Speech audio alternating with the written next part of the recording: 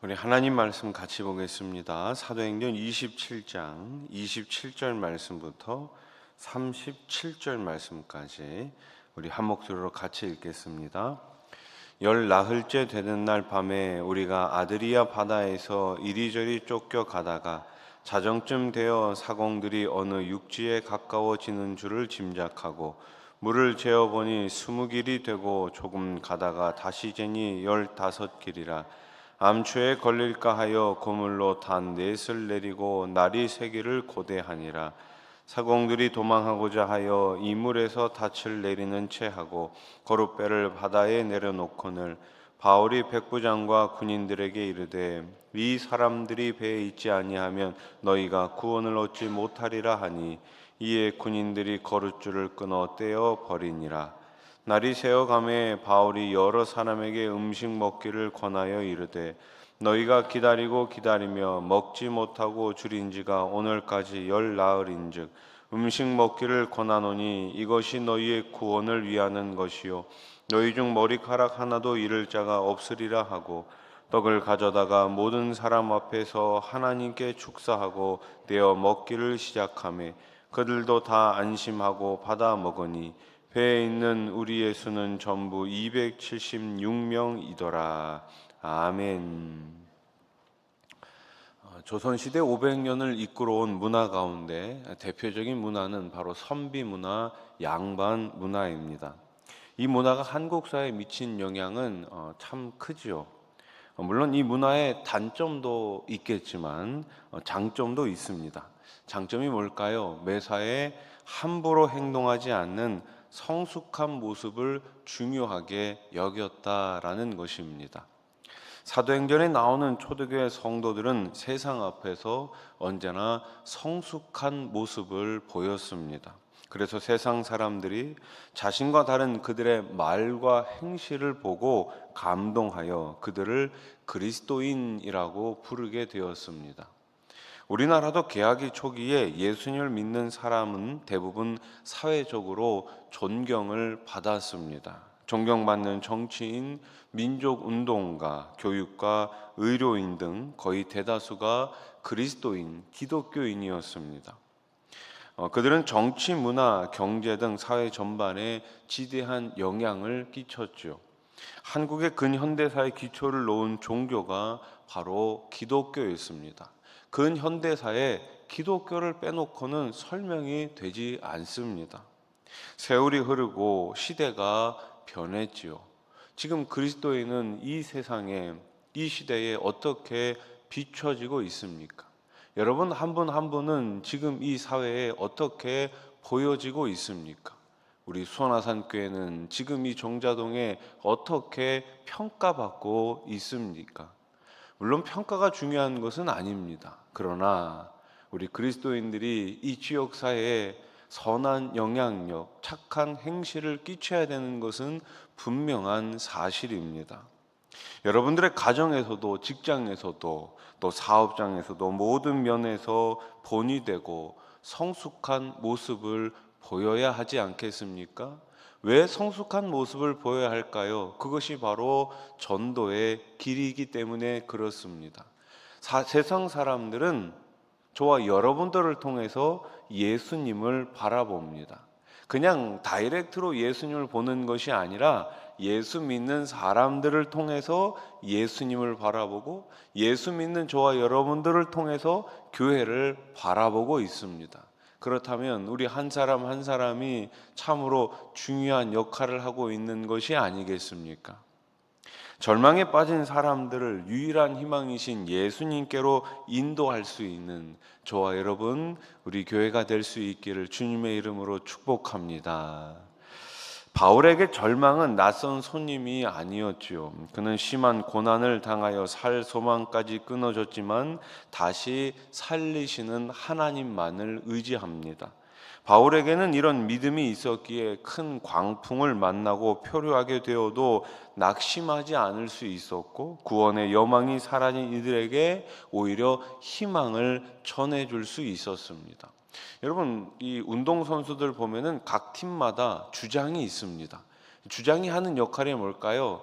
이것저것 시키는 역할도 물론 할 수 있겠지만, 제가 가만히 보니까 주장이 하는 가장 큰 역할은 모든 선수들의 사기를 하나로 모으는 거예요. 우리가 먼저 실점할 수 있습니다. 우리 팀이 먼저 지고 있을 수 있어요. 그때 어떻게 해야 됩니까? 이 다운되었던 지금 이 무거운 분위기를 바꾸는 역할, 이 주장이 하는 역할이 아니겠습니까?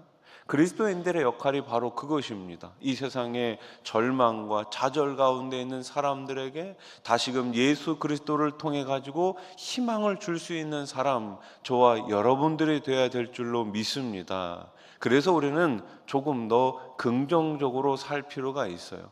그냥 긍정적으로 사는 것이 아니라 그냥 막연하게 잘 될 거야 라고 생각하며 사는 것이 아니라, 예수 그리스도를 믿기 때문에, 예수님이 내 삶의 주인이시기 때문에, 마침내 주님께서 저와 여러분들을 안전한 항구로 인도하실 것을 믿기 때문에 우리는 좀 더 긍정적으로, 좀 더 희망적으로 살아야 하는 것이죠.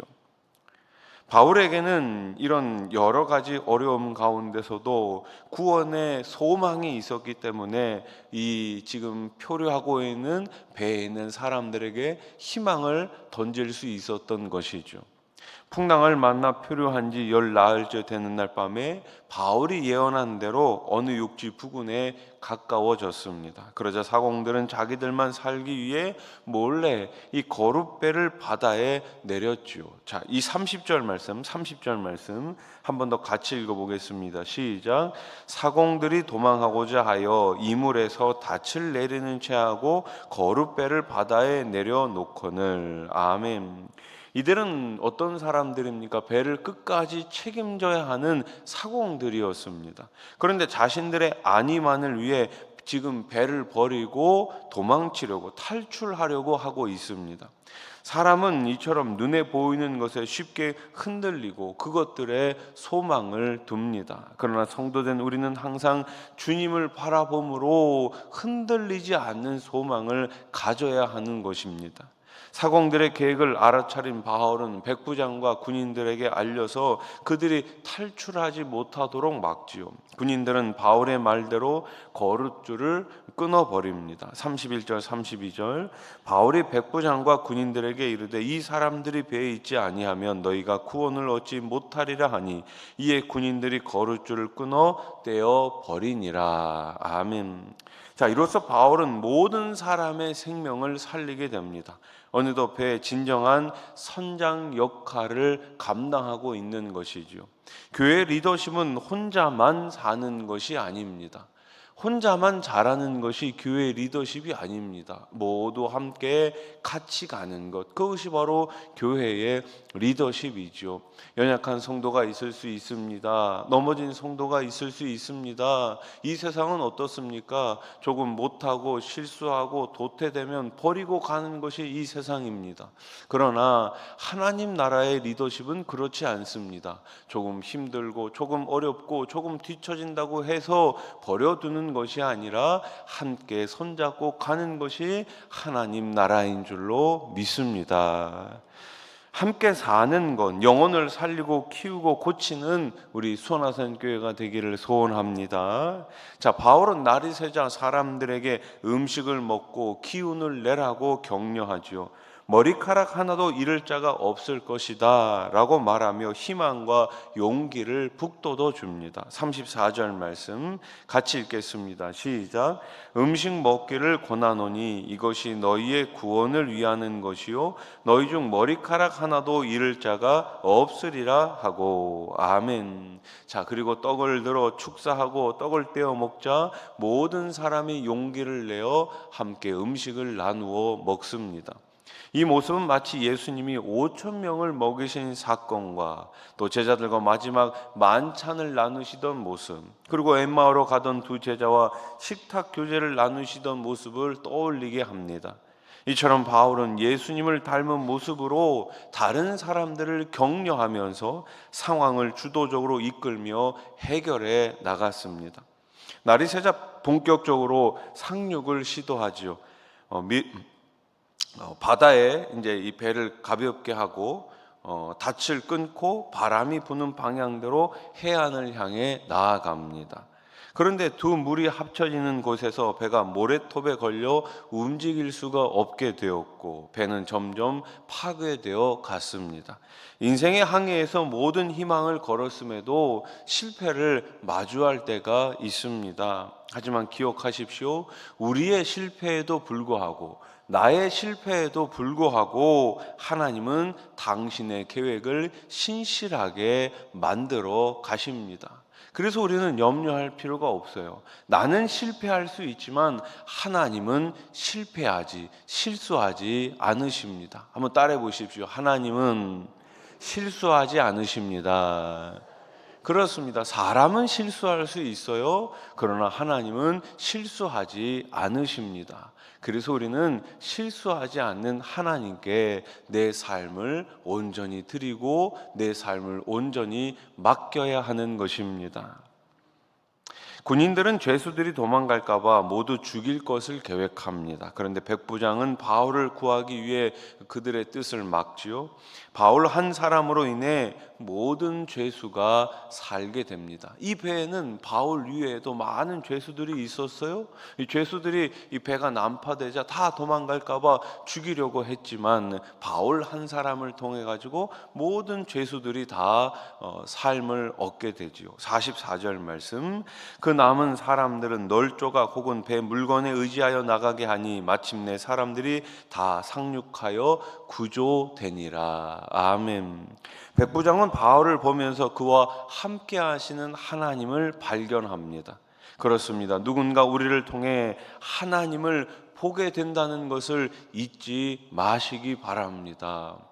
우리가 이 단기 선교를 갔다 오게 되면은 과연 우리가 전한 이 복음이 어떻게 열매를 거두게 될까 참 기대도 되면서 또 한편으로는 이렇게 많은 사람들이 또 많은 물질을 통해 가지고 단기 선교를 다녀오는 것이 효율적인가 이런 생각도 가질 수 있습니다.